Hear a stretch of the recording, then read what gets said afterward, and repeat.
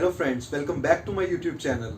आज की वीडियो के टाइटल से आपको ये तो पता लग ही गया होगा कि आज हम किस बारे में बात करने वाले हैं। जी हाँ, आज हम बात करेंगे स्टॉक मार्केट के बारे में, जिसे हमने अपनी लाइफ में काफ़ी बार सुना होगा कि स्टॉक मार्केट एक जुआ है, एक सट्टा है। तो हम अपनी इस वीडियो में 3 चीज़ों के बारे में बात करेंगे। पहली, क्या स्टॉक मार्केट एक जुआ है? सेकेंड, क्या राइट एज है स्टॉक मार्केट में एंटर करने के लिए? एंड थर्ड, क्या ये राइट टाइम रहेगा स्टॉक मार्केट में इन्वेस्ट करने के लिए? बिकॉज पूरी कंट्री में लॉकडाउन चल रहा है बिकॉज ऑफ कोविड-19 और सारी कंपनीज के ऑपरेशन इस टाइम पे बंद है। तो बढ़ते हैं हमारे पहले पॉइंट की तरफ, जो कि है क्या स्टॉक मार्केट एक जुआ है। इस पॉइंट को अच्छी तरह से समझाने के लिए मैं आपको एक एग्जांपल देना चाहूँगा।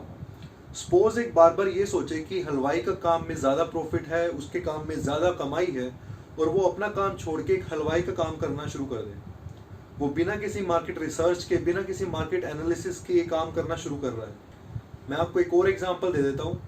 कोई भी छोटा मोटा रिटेलर ये सोचे कि इलेक्ट्रॉनिक्स की शॉप में ज़्यादा प्रॉफिट है, ज़्यादा प्रॉफिट मार्जिन है, और वो बिना किसी मार्केट एनालिसिस के ये काम शुरू कर ले, तो क्या होगा? इन दोनों का हलवा बन जाएगा। मैं ये एग्जांपल आपको इसलिए दे रहा हूँ क्योंकि सेम रूल स्टॉक मार्केट के केस में अप्लाई होता है। अगर आप कंपनी के फंडामेंटल्स को जाने बिना मार्केट रिसर्च के स्टॉक मार्केट में इन्वेस्ट कर रहे हैं, तो मेरे दोस्त आप उस पर जुआ खेल रहे हैं। जस्ट लाइक बार्बर एक हलवाई पे जुआ खेल रहा है, वो एक स्मॉल रिटेलर इलेक्ट्रॉनिक शॉप पे जुआ खेल रहा है। बट अगर आपको पूरी नॉलेज है मार्केट की, और अगर आपने अपनी पूरी रिसर्च कर रखी है, और आपको कंपनी के फंडामेंटल्स अच्छी तरह से पता है, तो आप स्टॉक मार्केट में इन्वेस्ट कर सकते हैं। अब हमें यार एक ये बात समझनी होगी कि हमें किसी और से इन्फ्लुएंस होकर ये काम शुरू नहीं करना है। अब हम YouTube पे देख लेते हैं कि 10,000 में करोड़ों रुपए कमाओ, एक दिन में 10,000 के लाखों कमाओ स्टॉक मार्केट से। तो ऐसा कुछ नहीं है। मतलब मैं ये नहीं कह रहा हूँ कि ऐसा हो नहीं सकता या इम्पॉसिबल है, बट इन चीज़ों के चांसेस 0.01% है। मैं ऐसा इसलिए कह रहा हूँ क्योंकि आज के दिन में स्टॉक मार्केट में इंडिया में 2196 कंपनी ट्रेड करती हैं। ट्रेड से मेरा मतलब ये है कि उनके स्टॉक्स बेचे या खरीदे जा सकते हैं। और अगर आप ये चाहते हैं कि आपका कुछ हज़ार रुपए करोड़ों में बन जाए एक दिन, तो उसके लिए आपका जो चांसेस हैं, जो प्रोबेबिलिटी है, वो 0.01% है। क्योंकि सिर्फ कुछ ही कंपनियां होती हैं जो मल्टी बैगर निकलती हैं। अब मेरे कुछ दोस्तों को मतलब नहीं पता होगा कि मल्टी बैगर कंपनीज क्या होती हैं। अब मैं मल्टी बैगर को भी एग्जाम्पल से समझाने की कोशिश करता हूँ। सपोज करिए आज किसी कंपनी का शेयर 5 रुपये का है, 2 रुपये का है या 1 रुपये का है, और आने वाले वो 10, 15, 20 सालों में उसका मार्केट शेयर 1,000 रुपये या 1,500 या 2,000 हो जाता है।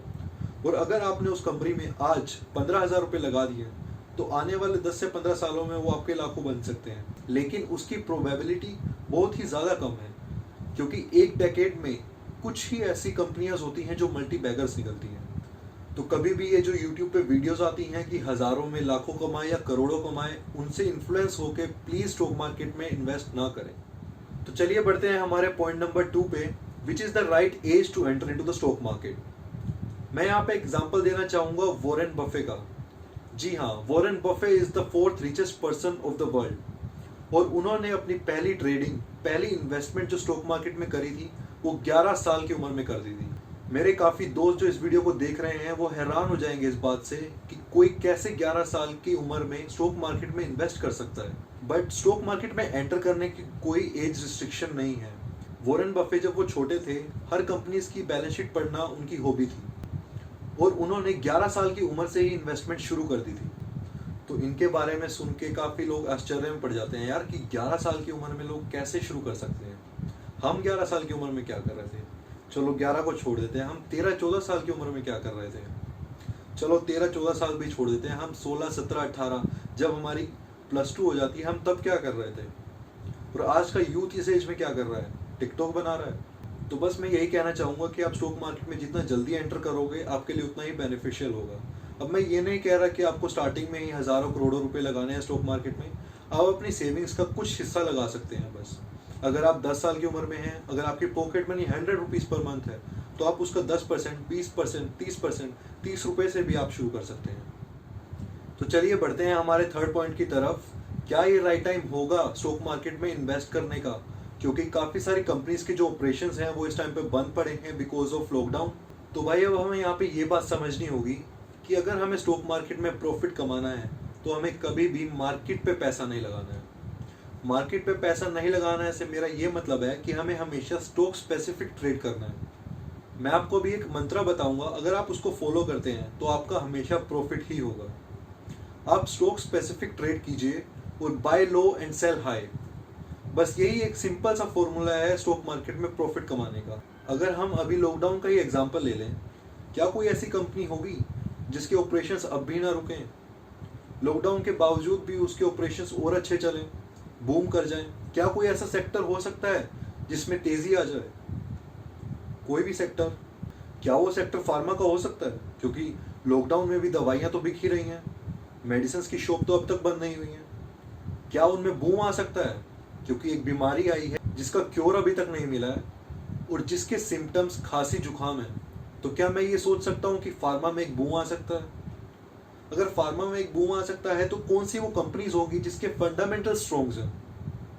तो हमें ये कुछ बातें देख के ही स्टॉक मार्केट में इन्वेस्ट करना चाहिए।